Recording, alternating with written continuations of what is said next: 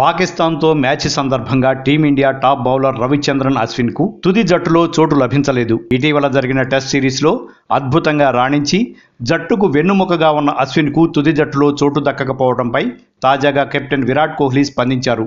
తుది జట్టులో స్థానం దక్కకపోవడాన్ని జీర్ణించుకోవడం ఎవరికైనా కష్టమేనని, కానీ జట్టు కూర్పు సమీకరణాలను అశ్విన్ అర్థం చేసుకోగలడని కోహ్లీ మీడియాతో పేర్కొన్నాడు. టాప్ బౌలర్ను పక్కన పెట్టాల్సి రావడం కష్టమే కదా అని మీడియా ప్రశ్నించగా, అబ్బే అది చాలా సులువు అంటూ కోహ్లీ స్పందించాడు. అశ్విన్ టాప్ క్లాస్ బౌలర్, అది అందరికీ తెలిసిన విషయమే.